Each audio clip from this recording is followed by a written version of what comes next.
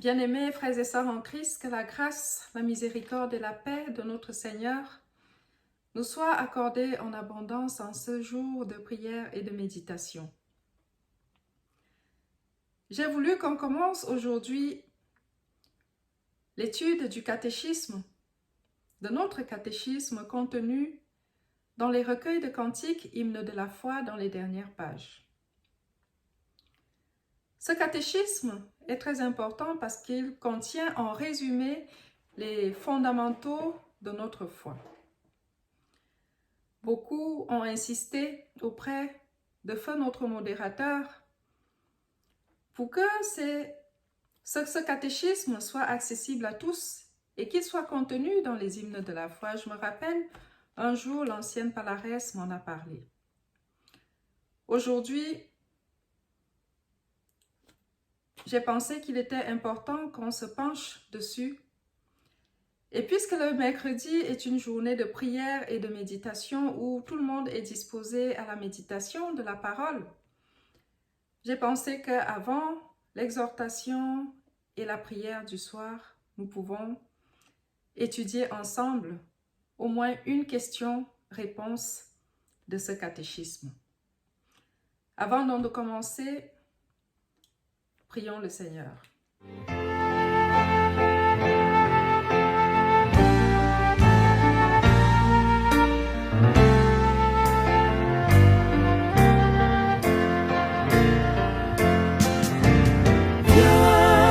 Esprit de Dieu vivant, sois le maître en moi. Viens, Esprit de Dieu vivant, sois le maître en moi. Sonde-moi.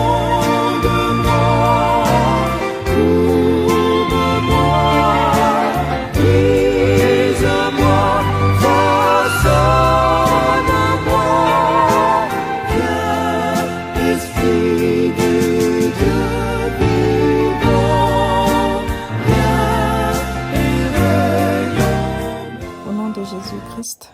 Amen. Bien-aimés en Christ, avant de poursuivre avec le premier duo question-réponse, je vous propose de parcourir quelques notes à retenir sur ce qu'est le catéchisme et la catéchèse. Les mots catéchisme et catéchèse nous viennent du grec katékein qui signifie faire écho, faire résonner.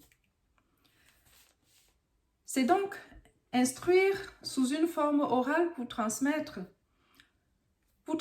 non des rites, mais des articles de foi et d'espérance, pour transmettre des fondamentaux même de notre foi, de notre espérance. Il s'agit donc de donner écho à la parole qui nous fait vivre, de donner écho à l'évangile que nous annonçons, d'être nous-mêmes convaincus de cet évangile et d'être nous-mêmes assis au niveau de ces fondamentaux. Le terme catéchisme lui-même désigne l'instruction religieuse délivrée par l'Église. Il s'agit à la fois de l'institution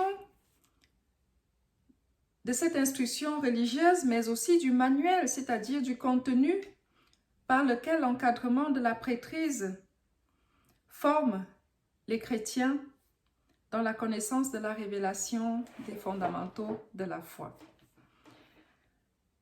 À côté, on a le terme catéchèse, qui est aussi l'enseignement des principes de la foi, mais la catéchèse est surtout destinée à ce qu'on appelle les catéchumènes, c'est-à-dire ceux qui se préparent au baptême, à la confirmation. Et pour finir avec la famille des mots, le catéchiste, lui, est le chrétien qui porte en lui la mémoire de Dieu et qui sait éveiller dans le cœur des autres cette mémoire de l'Éternel. Le catéchisme, pour résumer, est donc pour nous le contenu des fondamentaux de la foi et son instruction générale. Nous allons donc étudier notre catéchisme, il me semble que cela est important. Et sans tarder, nous allons commencer aujourd'hui avec le premier duo questions-réponses contenu dans les dernières pages de notre recueil Hymne de la foi en français et en boulou. Alors, la première question, que devons-nous le plus connaître? La réponse, nous devons le plus connaître ce que Dieu veut que nous croyions et fassions. Nous allons procéder par l'étude de la question et puis de la réponse pour comprendre pourquoi cette question et pourquoi cette réponse. Que devons-nous le plus connaître, bien-aimés dans le Seigneur? Relevons ici que le « nous » dont il est question ici représente quelqu'un. Que devons-nous le plus connaître? Il faut déjà identifier le « nous ». Le « nous », il s'agit de qui, le « nous » ? Le « nous » ici, c'est le croyant, mais ce n'est pas n'importe quel croyant, parce qu'on peut être croyant des fétiches, on peut être croyant d'une autre religion. Que devons-nous? Nous, il s'agit premièrement d'identifier ici qui est le « nous ». Que devons-nous le plus connaître? Nous, c'est-à-dire les chrétiens. Parce que ce catéchisme, ces fondamentaux de la foi, il s'agit des fondamentaux d'une foi chrétienne. Après avoir donc identifié de qui il s'agit, le « nous » dont il est question ici, c'est-à-dire le chrétien, celui qui croit en Jésus-Christ, qui croit que le Seigneur Jésus-Christ est le Fils de Dieu qui est venu naître sur terre pour nous racheter, qui est mort et ressuscité et qui nous a rachetés de la mort éternelle, celui par qui nous devenons enfants de Dieu, celui qui fait de nous les co-héritiers de son royaume auprès du Père, celui par qui nous avons la vie éternelle, celui par qui nous avons la grâce de la rédemption alors que nous n'en avons même pas le mérite, le Christ en qui nous avons foi et en qui nous avons mis notre espérance. Donc, lorsqu'on demande que devons-nous le plus savoir, nous, chrétiens, il s'agit déjà de s'identifier comme chrétiens, comme des personnes ayant cette foi, cette espérance-là en Jésus-Christ. En Jésus-Christ et en la grâce qu'il offre, en cet amour gratuit qu'il nous donne. Ensuite, nous pouvons relever dans cette phrase le devoir. Il est demandé que devons-nous le plus connaître. Le verbe devoir relève ici comme une obligation, c'est-à-dire quand on est chrétien, c'est un devoir de connaître certaines choses. Je veux dire, la foi, c'est une foi qui se nourrit. La foi, c'est une foi qui est active. La foi n'est pas une foi qui demande juste à avoir de l'espérance et à croiser les bras. La foi, c'est une foi qui se nourrit au quotidien. Et donc, c'est un devoir pour nous chrétiens, lorsque nous avons donné notre vie au Seigneur Jésus, c'est un devoir pour nous de connaître sa volonté, de marcher à sa suite, de nous mettre à son service. C'est un devoir pour tout chrétien de lire la Bible pour connaître la volonté de Dieu. Que devons-nous le plus connaître? Relevons également dans cette question le superlatif le plus, parce que nous pouvons devoir connaître certaines choses qui ne sont peut-être pas forcément essentielles pour nous dans notre vie. Mais la question ici nous demande que devons-nous le plus connaître, c'est-à-dire qu'est-ce qui est important pour nous. Donc, ça marque le plus, le superlatif marque le caractère important de cette chose essentielle pour le chrétien, cette chose qu'il doit absolument connaître ou qu'il doit rechercher. Donc, à la question qui nous est posée, que devons-nous le plus connaître? La réponse qui vient, nous devons le plus connaître ce que Dieu veut que nous croyions et fassions.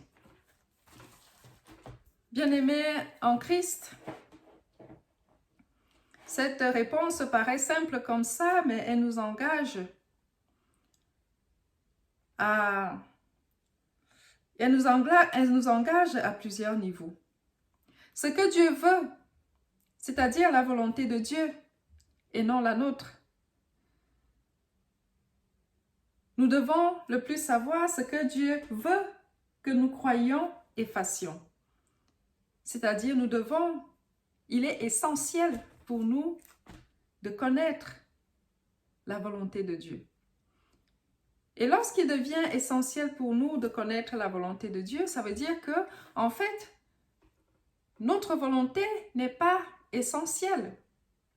Je veux dire, notre volonté est essentielle quand il s'agit de l'engagement dans la foi,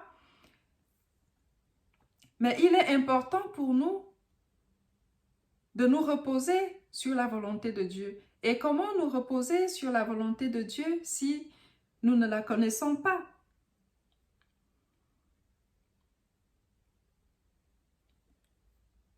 Nous devons le plus connaître ce que Dieu veut que nous croyions et fassions.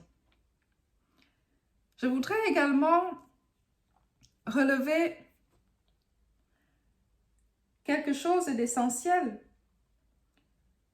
Ce que Dieu veut que nous croyions et fassions, c'est-à-dire il y a la foi, il y a l'aspect spirituel, ce que Dieu veut que nous fassions, que nous croyions plutôt, mais après il y a également l'action à côté, c'est-à-dire ce que Dieu veut que nous fassions. Et ça engage, et ça introduit ce qu'on appelle une foi active, c'est-à-dire la foi n'est pas passive. Dans l'épître de Jacques au chapitre 2, vous pourrez lire que la foi sans les œuvres est morte. Et donc cette réponse nous engage également à non seulement être dans la foi, rechercher activement la volonté de l'Éternel, chercher à comprendre la volonté de l'Éternel, mais également être dans l'action, c'est-à-dire nous devons le plus connaître. Il est essentiel pour nous de connaître ce que Dieu veut que nous croyions et que nous fassions. La foi qui s'accompagne par les œuvres de foi, par des actes de foi, les preuves de foi, les œuvres de foi. Et maintenant, on peut se demander, puisque il est essentiel pour nous de connaître la volonté de Dieu, quelle est la volonté de Dieu? Bien-aimés en Christ, la volonté de Dieu peut se résumer aussi en ce commandement essentiel que le Seigneur Jésus-Christ laisse à ses disciples. Les disciples, dans l'Évangile selon Matthieu, nous pouvons le lire au chapitre 22, à partir du verset 36, les disciples demandent au Seigneur, « Maître », nous allons lire Matthieu 22, de 36 à 39, les disciples du Christ demandent au Seigneur, « Maître, quel est le plus grand commandement de la loi ?» Jésus lui répondit, « Tu aimeras le Seigneur ton Dieu de tout ton cœur, de toute ta pensée et de toute ton âme et de toute ta pensée. » C'est le premier et le plus grand commandement. Et voici le second, qui lui est semblable. « Tu aimeras ton prochain comme toi-même. Telle est la volonté de Dieu. Alors que devons-nous le plus connaître? Nous devons connaître ce que Dieu veut que nous croyions et fassions, c'est-à-dire nous devons connaître la volonté de Dieu. Et la volonté de Dieu qui nous aime gratuitement, c'est d'abord que nous aimions notre Dieu de tout notre cœur, de toute notre pensée. Et cela implique que si nous nous soumettons à ce commandement, tout le reste suivra. Parce que si nous aimons notre Dieu, nous nous mettrons à son service. Nous serons toujours en quête de sa volonté. Nous lirons la Bible tous les jours pour savoir quelle est sa volonté. Nous ferons violence pour ne pas nous laisser dominer par la chair. Nous ferons tout pour rester fidèles à l'Éternel. Et le Seigneur Jésus dit à ses disciples, et voici le second qui lui est semblable, tu aimeras ton prochain comme toi-même. Parce que oui, si tu aimes ton prochain, tu feras la volonté de Dieu et cela t'évitera de pécher contre ton prochain, de vivre dans la convoitise, la jalousie, les querelles et tout ce qui s'ensuit. Que devons-nous le plus connaître? Il est essentiel pour nous de connaître quoi exactement en ce qui concerne notre foi. Nous devons le plus connaître ce que Dieu veut que nous fassions, que nous croyions, c'est-à-dire sa volonté et la mettre en pratique. Bien-aimés dans le Seigneur, la plus grande preuve d'amour qu'on puisse apporter à notre Dieu. Je me rappelle notre modérateur, le révérend Simon-Pierre Gaumont, ne cessait de le dire. La plus grande preuve qu'on puisse apporter à notre Dieu, c'est notre obéissance. La plus grande preuve d'amour. Parce que oui, il est facile pour nous de dire « J'aime l'Éternel. Alléluia, j'aime Dieu. » Mais quelle est la preuve de cet amour? Il n'y a pas d'amour sans preuve d'amour. La plus grande preuve d'amour qu'on puisse apporter à l'Éternel, c'est l'obéissance. Et le Seigneur Jésus nous le dit. Si nous lisons dans l'Évangile selon Jean, au chapitre 14, verset 15, le Seigneur Jésus dit à ses disciples, « Si vous m'aimez, gardez mes commandements, et moi je prierai le Père et il vous donnera un autre consolateur, afin qu'il demeure éternellement avec vous. » Si vous m'aimez, gardez mes commandements. Si tu aimes l'Éternel, sois obéissant. Bien-aimé en Christ, à la question aujourd'hui de savoir, la première question qui figure dans notre catéchisme, que devons-nous le plus savoir, c'est-à-dire, non, que devons-nous le plus connaître, c'est-à-dire, qu'est-ce qui est essentiel pour nous dans notre foi? Que devons-nous essentiellement connaître dans notre vie de foi? Nous devons le plus connaître ce que Dieu veut que nous croyions et fassions, c'est-à-dire, nous devons rechercher tous les jours à connaître la volonté de Dieu pour la mettre en pratique, en lui montrant notre amour par notre obéissance. Que Dieu nous bénisse, qu'il bénisse en nous sa parole, que cette parole nous fortifie, qu'elle nous transforme avec l'aide de son Esprit Saint et qu'elle fasse de nous réellement des enfants de Dieu. Que Dieu nous bénisse. Amen.